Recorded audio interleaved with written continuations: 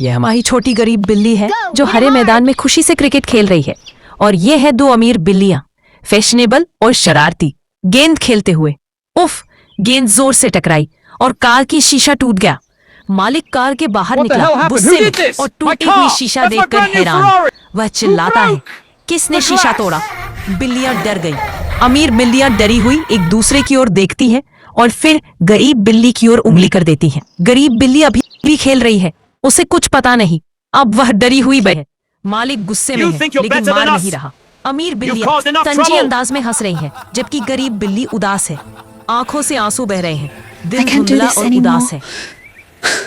It hurts too much. अगले दिन मालिक को पता चलता है कि असल में अमीर No बिल्लियां way. ही दोषी थी। It was them all along. I can't believe it. You think you own this street? Way This डरी और car? शर्मिंदा You're है। nothing but मालिक thieves. नाराज है, बिल्लियां डर गई हैं। अब अब बिल्लियां मजाकिया अंदाज में चोटिल हैं।